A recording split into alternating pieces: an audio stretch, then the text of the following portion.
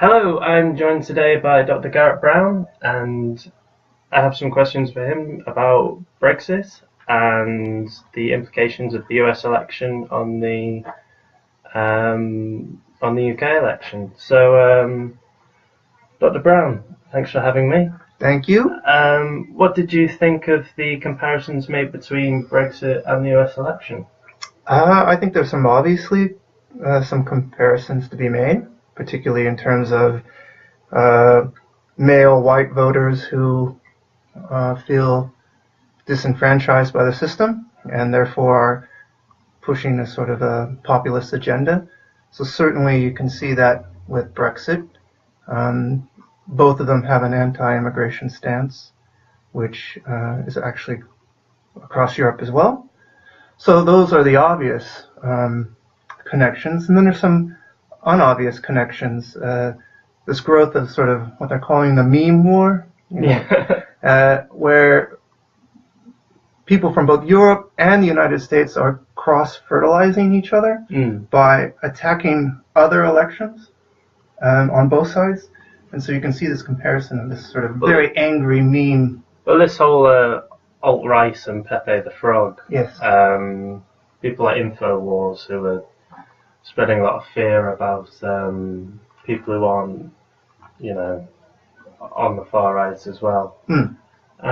What did you make between the kind of two mavericks between Brexit and the US election? On the one hand, we had Nigel Farage, who tried to be this man of the people, just simple talking Englishman. And on the other side, we had this Donald Trump figure, the reality celebrity star. Both of them, weren't always called up on their inaccuracies in some of their views. No, no, I think that's right. Mavericks, I mean, certainly disruptors. But again, I think it goes back to this idea of a certain group of individuals within the country that feel either left behind or disgruntled or alienated from the system.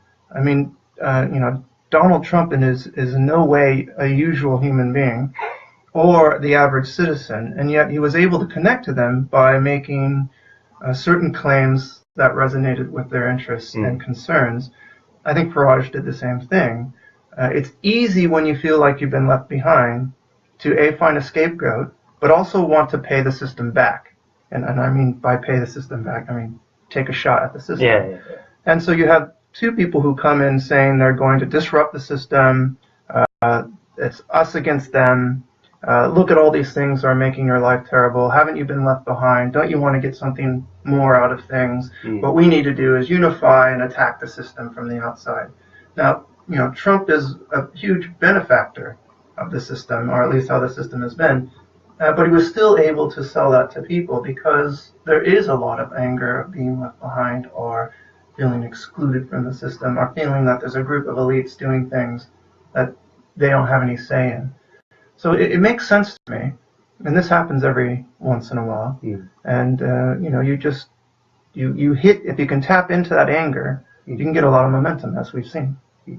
I mean, it was certainly unusual. We had this revolt on the right, whereas change usually comes on the left, particularly radical change. Do we have these kind of two radical figures coming from the right?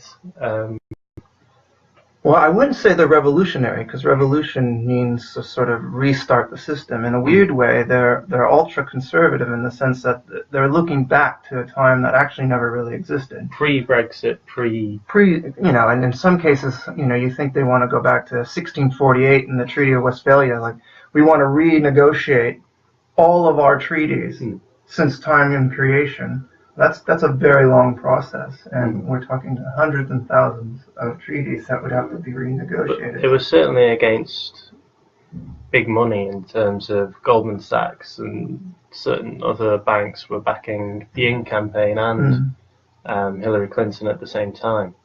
No, sure. I mean, I think part of this is a backlash from the 2008 financial crisis, that a lot of people took a hit on that, and so they're equating the two, that since corporations want a single market because it's good for the corporations, it must be something we should not like. And I think in the case of the United States, big business has got this reputation of putting themselves first, which is sometimes the case and sometimes not the case. So you just feed into that energy, but it's certainly not a revolution. I mean, it's a disruption, but it's looking back to mythical images. I mean, they're just all mythical images of the make America great again, as if when was America the greatest? I'd like to know what that period would look like. Is it manifest destiny as we're rolling over American Indians in the West, or is there another period that's supposed to be so great? And the same with this Britain First type of thing, where I got a pamphlet from the BNP in my door, because I live in a very working class neighborhood, which they get a lot of BNP members, unfortunately. And it had a Spitfire on it, and a pit bull, and Winston Churchill holding a Tommy gun, and it was all these mixed up mythical symbols. Like, do you really want to go back to World War II? Is that when Britain was greatest? Do you think there's almost, I mean, you touched on 2008, was there almost a failure of the left to provide the correct narrative, and now the right has kind of come into that vacuum? Well, I think I think there's an anger on all sides, even from someone like myself who would say myself a bit left of center.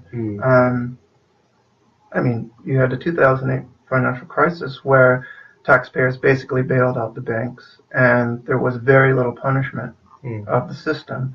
So people are going to obviously be upset about that. And some people lost their jobs, and most people's incomes stalled. People canceled vacations. People got worried about these things. So I can imagine, this is again an easy target. Here's this tough-talking, straight-shooting Trump or Farage or Theresa May, whoever it is, saying all the things we want to hear, protecting our jobs from immigrants, going to go after these big businesses in a way.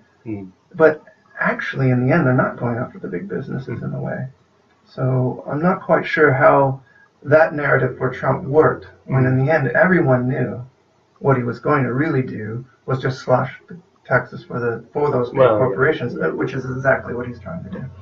Coming on to the UK election in 2017, do you think there's almost a repeat between Theresa May's tactics and Donald Trump's, in that she's coming in to this election saying that there are all these people on the outside, various other parties, that are all trying to threaten these Brexit negotiations that, in a sense, could make Britain great again, according to the Leave campaign.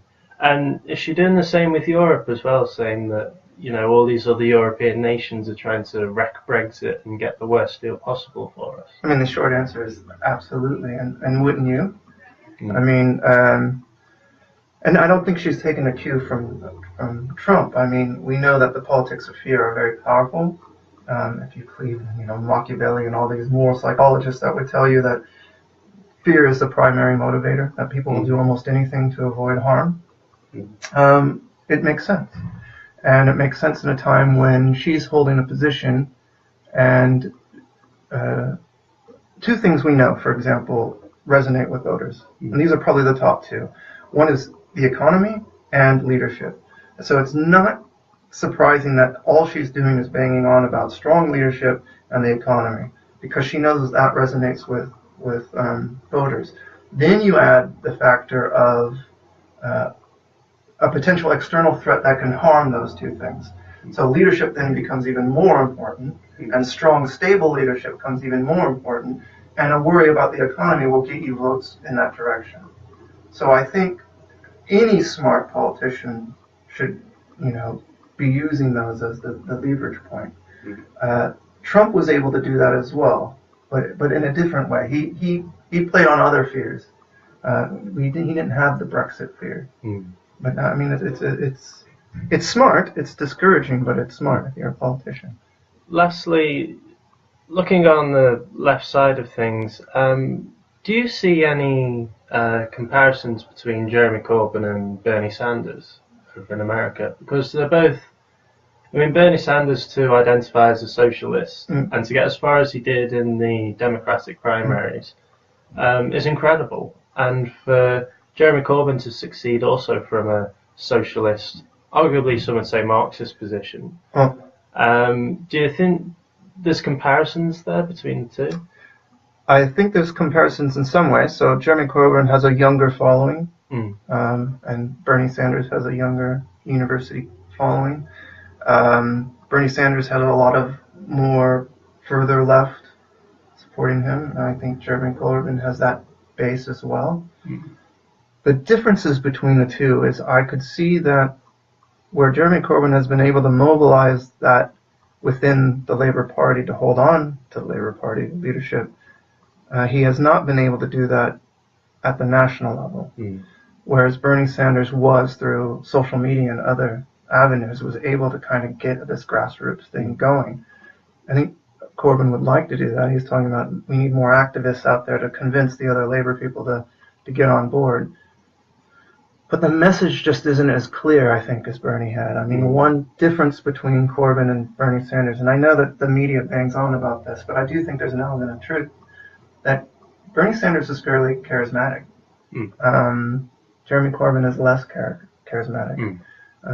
He's certainly got the nice guy appeal. I mean, he's a nice guy and the principled appeal. But so did Bernie Sanders. He has the nice, there were, all those memes of him as the happy grandfather and all this other stuff. So he's a principled guy, but for whatever reason, because he can get, you've seen Bernie Sanders speak, I'm sure. He can get kind of aggressive. He has that kind of New York, what is everyone an idiot kind of thing, and was able to tap into some of that anger, but in a different way from the left. So he's still able to tap into the anger against the bailout, against corporations not paying their fair share into the tax system, needing more out of your health care and out of your education. He was able to do that because he was this really nice, principled old guy that could also kind of speak the truth and say, "What are you, all a bunch of idiots or something?" And I think that worked. I think Corbyn is just too chilled. And that, so he can't get that dynamic going. And I think that's harming him. I mean, I'd certainly agree. He's not as aggressive, even as a Jeremy Corbyn fan. That's something that I've always wanted from him. Do you think the press has had an opportunity to be more harsh on Jeremy Corbyn because he's had 2 years as opposition leader, whereas Bernie Sanders has a shorter amount of time, so the press has less time to kind of dig things up on him? I mean, Bernie Sanders was out for a while. I mean, I think in some ways because Trump was such a magnet for the media, Sanders got away with not getting... I mean, if you got two targets, you're going to pick Trump. I mean, the guy's just a rolling disaster, and there's so much to say. And ratings went up. I mean, Trump was right when he said, "Hey, I get the ratings." Unfortunately, the presidency is not necessarily about ratings. So I think Sanders kind of escaped some of that a little bit. I do think the media has been a bit hard on Corbyn, but he hasn't done himself any favors. He seems more recluse than other leaders have been, and he's just not good on camera. And that's not, again, what makes or breaks a prime minister, but it does during an election, I think. I mean, most people aren't actually looking at the policies. If you look at what Theresa May is doing, she basically has the same 3 lines. Strong and stable. And the global Britain. Like, it's just over and over again. I get incredibly frustrated. But I know him. And can you tell me what the Labour one is? Strong. The Tory party is strong against the weak and weak against the strong. What the hell does that mean? Do you see what my point is? It does on the package, but at the same time, I see what you mean. It's too wordy. It's too, too wordy, elaborate. So say that again. I need you to repeat it. Strong against the weak and weak against the strong. Strong against the weak. Yeah. Are you sure you got that right? No. The Tory party is strong against the weak in terms of going after minorities. Well, that ain't gonna do I see what he means, but well, what does it mean? Tell me. And if we had to have this conversation, and the average person who doesn't have a PhD, how are they supposed to interpret that? I mean, I'm trying to connect to something, everyone to their needs, some kind of classic lefty thing. I mean, if Jeremy Corbyn came out and said the Labour Party is the party of the young, Did he say that? No, but if he did, do you think that'd be something better? Because he's obviously got a youthful following, and most of his policies, like scrapping tuition fees and raising the minimum wage. I guess you could say something about the future generations that captures the young while not alienating the old. I mean, everyone has a grandparent or a grandkid or something, so you could tap into that. That do you really want to leave your grandkids something worse than what you have now? Because it has been noticeable that the older generation are voting Conservative. It's just that they turn up, whereas the younger generation vote Labour, but they can't. Well, that's always been the case. It's always been the case that the older will vote. They have more time on their hands, and they tend to get, people tend to get more conservative with age. I mean, at least that's the general trend. And they're more upset. They get, they're angry. The few times someone has said something to me about my American accent, it's been an older, grumpy person on the Supertram on their way back to Hillsborough, because I live in that area, and I'm always quite surprised by it. But I don't.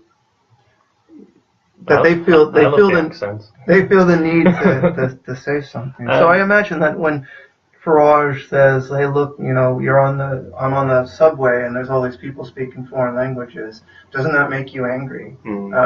It's more likely to be some grumpy guy saying, "Yeah, I'm really angry with that for some reason."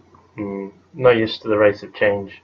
So one last question: predictions for 2017. I mean, it doesn't look good for the Labour Party. But, no, I mean. I got the Brexit thing totally wrong. So, and I got the Trump thing not totally wrong, but wrong enough. I mean, I was right on the popular vote, but I thought the Electoral College would go as well. So I didn't see him taking Pennsylvania, for example. So I'm not always on it. And he took Ohio too, which I didn't think he would squeeze out, but he did. But this one seems more clear-cut to me. I mean, I'm going to have to say that as far as I can see, there's no way that the Conservatives are going to lose, especially with the course that's being charted by Labour. It's just a series of disasters, too. I mean, the other day I was listening to BBC4 when the police putting 10,000 or 20,000 more police. And Diane Abbott got the figures wrong. Got the figures wrong, and then asked, well, haven't you already spent the money from the capital gains? And just the waft and the answer. I mean, I expect that from Donald Trump these days, but I didn't expect that from Abbott. Well, I said this to Lawrence yesterday, the Conservative Party chair. Theresa May has investigations against 34 of her MPs, which is the whole reason we're having this election. It's not being covered. That's a national scandal that's been covered up. There's a record at the Home Office to do with MPs and child abuse that's not been covered. So 2 potential national scandals here, but then Diane Abbott can't do maths. That's more important to the media than... I mean, that's a major gaffe. I mean, she deserves to get it for that. I mean, and, I would vote Labour. I would totally vote Labour. The problem is, I'm hearing the exact same crap that I've heard for a long time, which is a promise to do just about everything, and then no substantial way of showing how that's going to be done. So we're going to have more teachers, more NHS, and more cops on the street. We're going to do that by taxing the upper 5%, but those numbers don't quite look right if they're going to do all those other things.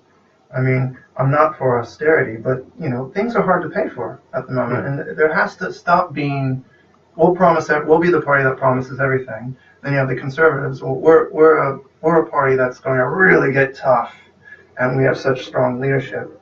They're just both just hollow and very old. They're just very old. There's nothing dynamic or interesting about them anymore. Even though, on a philosophical level, wouldn't I love for everything to have more? I'm also a realist to know that that's not possible. It's not exactly zero sum, but there are limited resources available, unless we have some very radical changes in the way we structure our. But you'd vote Labour just to try and make things better. I would. I mean, I was talking about this to someone the other day. I think what I would really love to see, and I don't know how people are going to like this in the world, but I would probably vote the Dem if they would actually come out and say a very strong anti-Brexit stance, to be the only party that had a really strong anti-Brexit, saying it's a disastrous thing for the country. Well, they want a second referendum to repeat the entire process. I don't think they even need to do that. I mean, whoever, May had the opportunity just to say, I can't, in good conscience, I can't do this. The science just looks so bad. No, that's going to piss off a lot of people in the middle, but I think a lot of people who voted for Brexit weren't quite sure what they were voting for. I mean, do we have time for an interesting story on this? You've got as much time as you want. I mean, you said you only wanted 15 minutes, so we've gone over that. Now. Okay, then. So my neighbor, he's a perfectly wonderful person. We saw each other at our washrooms are in the back of our house. Yeah. We have a little fence, and he was saying, "Oh, Nick, what are you going to do? I mean, this is bad. I mean, have you made some plans?" This is after the Brexit vote. I said, "I don't know what you're talking about." He said, "Well, you're going to have to leave." I said, "Well, I don't have to leave. I'm not a European citizen. I'm a U.S. citizen, and I have indefinite leave to remain. I'm here for as long as I want to be here, as long as I don't violate any major laws." I said, "No, what? I don't get it. I mean, it was a vote for leave. I thought all the immigrants had to leave." And so I'm thinking to myself that this is an average voter. He's not a dumb guy, but he's not a super educated guy. He actually didn't quite know what leave remain meant. And I was saying it's not about the immigrants leaving or remaining. It's about whether or not you leave or remain in the European Union. And you do know that this will only potentially affect European citizens, not other immigrants that are here lawfully. And he just didn't have that information. So that says something about the average voter and about the voter in this country that voted for Brexit. I'm not quite sure the referendum would happen the same way again. We want to vote on the same. I mean, even senior Labour politicians on the left of the Labour Party, for example, found this a hard question to answer, because you had Dennis Skinner, who was an 80-something-year-old Labour stalwart. He always came at it from the far left position and said the European Union is a neoliberal, not conspiracy, but organisation. And Jeremy Corbyn had that same position as well. But come referendum, I think he says we've got to campaign for just for party unity. I mean, this is something that the left of the Labour Party, or if the Labour Party within itself can't decide whether or not to stay in or out, how can everyone else know as well? Yeah, I mean, yes. I mean, and don't get me wrong. I mean, the European Union has its problems. It has a huge democratic legitimacy problem. It has been, there's no doubt about it. It's been an elite project. But it's been an elite project with some positives. I mean, I wrote a piece once on whether or not this is a canting perpetual peace, this whole European, and I said it's not. So we can just forget that. It shouldn't have won the Peace Prize, for example. It's not a perpetual peace project, although it has kept peace, but not in the way that they think it has. And yes, it's a single market, which has brought lots of benefits. I mean, I say this as a joke, but if you would have told people before the referendum that very summer their Jet 2 holiday would become 1/3 more expensive, that would have been the votes necessary to tip it the other way. Because all I've heard in my neighborhood is how terrible it was that they were on holiday and they had to pay more money. People really care about those immediate effects, especially if they don't know what leave and remain actually meant. And if you were to sell it that way, this is how it's going to hit you bottom line. Not, some banks are going to leave London. Who cares, those London folk? Good. The South has had it too good for too long, kind of thing. Those aren't the scary messages. The scary messages are, no, it's going to hit your, if it was in the United States, a 401k, it's kind of your retirement package. It's going to hit your ability potentially to travel as easy as you have, and it's going to make your holidays more expensive. In Spain, Malaga trip is going to be more expensive. That may have done it. Okay, well, I think that's good enough. Thank you, Dr. Garrett Brown, for coming on. Thank you. And tomorrow we have the editors of The Tab and the editors of Forge Press. So thank you very much for watching.